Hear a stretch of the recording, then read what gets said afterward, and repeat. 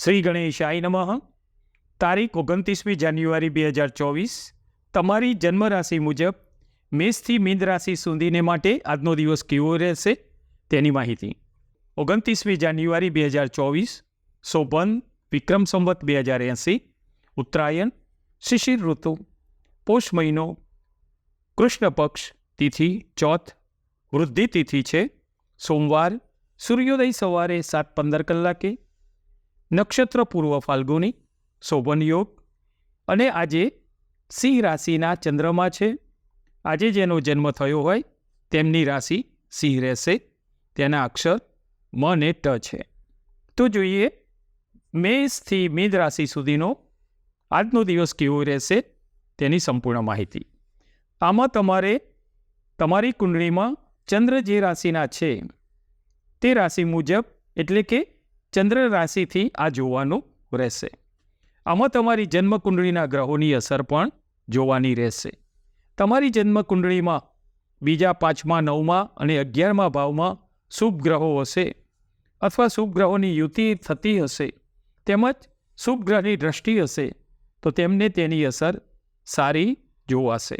તો આપણે જોઈએ આજનો દિવસ એટલે કે 29મી જાન્યુઆરી 2024નો દિવસ. સૌથી પ્રથમ જોઈએ તો મેષ રાશિ માટે. મેષ રાશિ માટે આજનો દિવસ ખૂબ સારો રહેશે. સિંહ રાશિના ચંદ્રમાં તમારી રાશિથી 5મા ભાવથી ગોચર કરશે. દેવગુરુ તમારી રાશિમાં ગોચર કરે છે. આજનો દિવસ તમારા માટે આર્થિક લાભ કરતા રહેશે. વિદ્યાર્થીઓ માટે પણ ગુરુના આશીર્વાદ રહેશે. પંચમ સ્થાનની દ્રષ્ટિ ગુરુદેવની વિદ્યા પ્રાપ્તિ માટે ઉત્તમ ફળ આપનારી રહેશે અને સંતાન તરફથી પણ તમને સારા લાભકારી સમાચાર મળે તેવી સંભાવના રહેશે.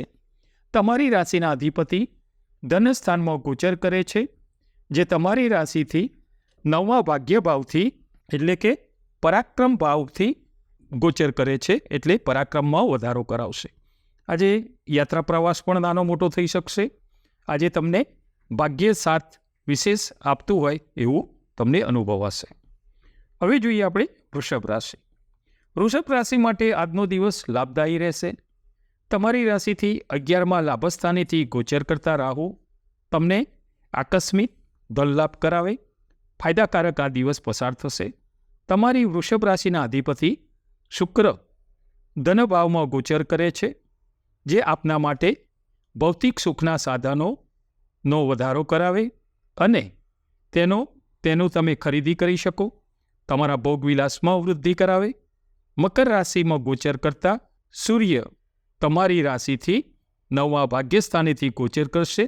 તમને તમારા માન સન્માન યશ પ્રતિષ્ઠામાં તમને અહીંયા વધારો થતો જોવાશે.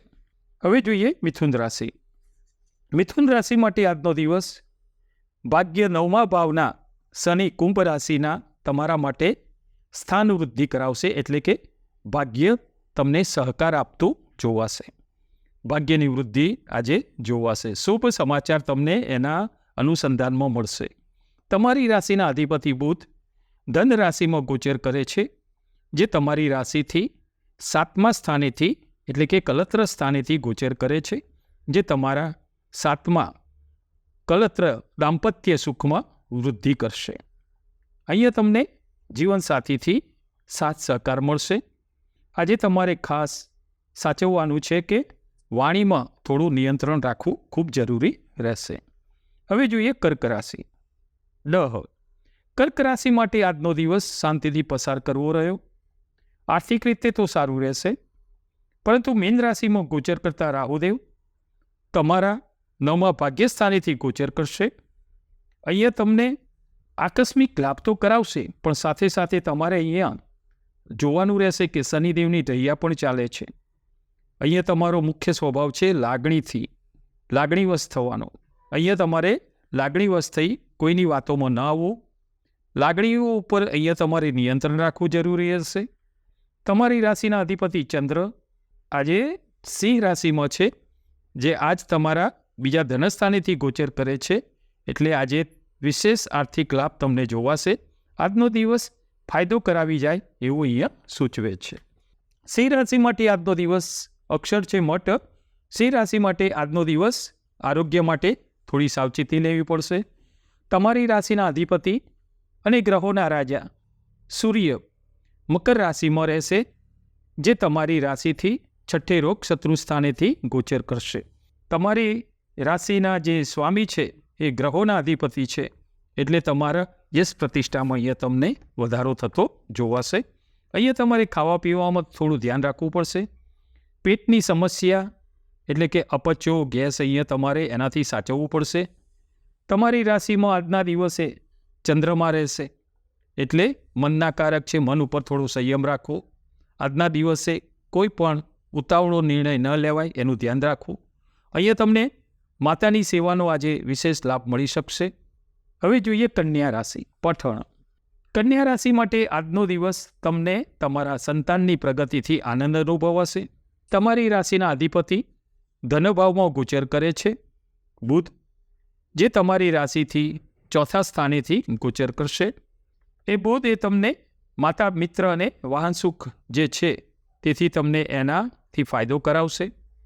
વાણી તમારી બહુ સારી રહેશે. અહીંયા તમને મિત્રોથી લાભ રહેશે. તમારા કામકાજમાં મિત્રનો સહકાર તમને અવશ્ય મળી રહેશે. આજે સાતમા કલત્ર સ્થાનેથી ગોચર કરતા રાહુ તમને તમારા દાંપત્ય જીવન ઉપર થોડી અસર કરશે. તો અહીંયા તમારે ખાસ સાચવવાનું, શક્ય તેટલું બોલવાનું ટાળવાનું રહેશે, અને બોલીને કામ ન બગડે એ તમારે અહીંયા ધ્યાન રાખવાનું રહેશે. તો હવે જોઈએ તુલા રાશિ, રત. તુલા રાશિ માટે આજનો દિવસ તકલીફથી રાહત અપાવશે. દેવગુરુ મેષ રાશિમાં ગોચર કરે છે, જેમની શુભ દ્રષ્ટિ, સાતમી દ્રષ્ટિ તમારી રાશિ ઉપર પડે છે. અને ગુરુની શુભ દ્રષ્ટિ પડે એટલે તમને સારું ફળ આપે, અને એ પડે છે સાતમા સ્થાને, એટલે કે કળત્ર સ્થાને જીવનસાથીના. એટલે અહીંયા તમને જીવનસાથીથી ઉત્તમ રહેશે. શારીરિક રીતે પણ તો અહીંયા તમને સારું જોવાશે. ત્રીજા સહોદર ભાવથી ગોચર કરતા પરાક્રમી મંગળ તમને તમારા ભાઈઓથી સારું એવું સુખ અપાવશે, એમનો સહકાર મળશે.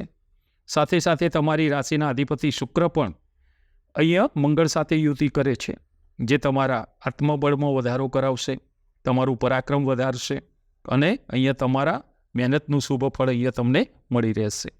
હવે જોઈએ વૃશ્ચિક રાશિ, નય.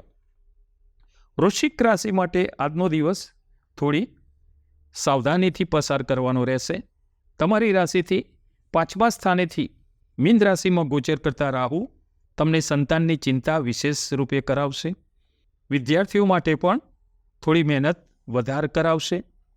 તમારી શનિદેવની અહીંયા દૈયા પણ ચાલે છે, એટલે તમારે શનિદેવની દૈયાને લીધે આરોગ્યનું અહીંયા તમારે ધ્યાન રાખવું પડશે, અને એની સાવચેતી રાખવી.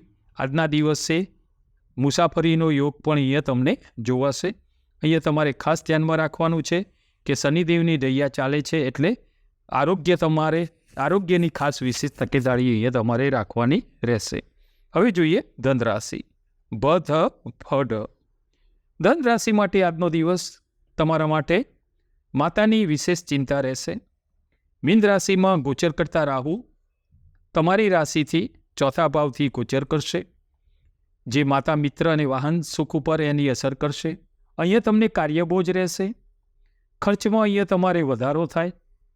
અણધાર્યો કોઈ ખર્ચ આવી જાય. તમારી રાશિમાં ગોચર કરતા મંગળ, શુક્ર તેમજ તટસ્થ બુધ, આની સાથે સાથે તમારી રાશિના અધિપતિ ગુરુદેવ તમારી રાશિ ઉપર નવમી દ્રષ્ટિ કરતા નવમો ભાવ, ભાગ્યનો ભાવ છે, એ તમને સારો ભાગ્યોદય કરાવે, સારો લાભ અપાવે એવી અહીંયા શક્યતાઓ રહેશે. હવે જોઈએ મકર રાશિ. મકર રાશિના આજનો દિવસ મકર રાશિ માટે સફળતા અપાવે એવો દિવસ છે. અહીંયા તમારે તમારી રાશિના અધિપતિ ન્યાયપ્રિય શનિ મહારાજનો સાડાસાતીનો આખરી તબક્કો હવે તમને વિશેષ ફાયદો કરાવશે. પરંતુ તમારી રાશિમાં સૂર્યનું ગોચર છે, એટલે કે આ મકર સંક્રાંતિ છે, એટલે મકર રાશિમાં સૂર્ય છે, એટલે શનિદેવની રાશિમાં સૂર્યનું આવવું એટલે શનિ સૂર્યથી અહીંયા તમારે સંઘર્ષ યોગ જોવાશે. એટલે અહીંયા થોડો તમને સંઘર્ષ કરાવશે, જે તમારે સંઘર્ષ ક્યાં સુધી ચાલશે? 13મી ફેબ્રુઆરી સુધી, જ્યારે મકર રાશિ છોડીને સૂર્ય કુંભ રાશિમાં આવે ત્યાં સુધી આ તમારે સંઘર્ષ થોડો વધશે. તમારી રાશિથી ચોથા સ્થાનેથી ગોચર કરતા દેવગુરુ જે મેષ રાશિમાં ગોચર કરે છે તે તમો મિત્રોથી લાભ કરતા રહેશે. અહીંયા તમને મિત્રોથી ફાયદો થશે અને વિશેષ રૂપે એ મિત્રોની મદદ તમે અહીંયા મેળવી શકશો. હવે જોઈએ કુંભ રાશિ. કુંભ રાશિ માટે આજનો દિવસ ફાયદાકારક જોવાશે. મીન રાશિમાં ગોચર કરતા રાહુ તમારી રાશિથી બીજા ધનભાવથી ગોચર કરશે. ધનભાવથી ગોચર કરતા રાહુ આર્થિક ફાયદો, આકસ્મિક ફાયદો અહીંયા કરાવશે. તમારી રાશિના અધિપતિ શનિદેવ તમારી જ રાશિમાં ગોચર કરે છે. શનિદેવનું ગોચર એ તમારી કુંભ રાશિમાં છે. 7.5નો અહીંયા બીજો તબક્કો તમારે ચાલે છે. પારિવારિક ઝઘડા, ક્લેશ અહીંયા તમારે એનું ખાસ ધ્યાન રાખવાનું રહેશે.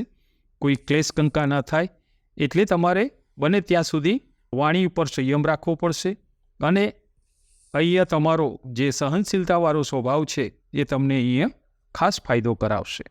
હવે જોઈએ મીન રાશિ. મીન રાશિ માટે આજનો દિવસ મિશ્ર ફળદાયી રહેશે. તમારી રાશિમાં ગોચર કરતા રાહુ તમને તમારી આરોગ્યની ચિંતા કરાવશે.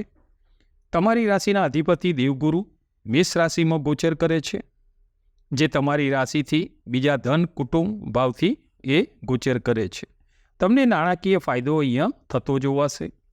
પરંતુ તમારી રાશિમાં શરૂ થયેલો શનિદેવની 7.5નો આ પ્રથમ તબક્કો તમારી નાની મોટી ચિંતાઓમાં વધારો કરાવશે. અહીંયા તમારે શક્ય હોય ત્યાં સુધી વાણી ઉપર નિયમન રાખવું અને કોઈના વાતોમાં આવ્યા વગર બહુ સમજી વિચારીને કાર્યરત રહેવું અને બને ત્યાં સુધી શક્ય ત્યાં સુધી કોઈ ઉતાવળિયો નિર્ણય નહીં લેવો. જેસે તે જેવી સ્થિતિમાં તમારે આ દિવસ કાઢવાનો રહેશે. તો આ હતી 12 રાશિઓ માટે મેષ રાશિથી મીન રાશિ સુધી માટેનો આજનો દિવસ એટલે કે તારીખ 29મી જાન્યુઆરી 2024નો દિવસ કેવો રહેશે તેની માહિતી. નમો નારાયણ.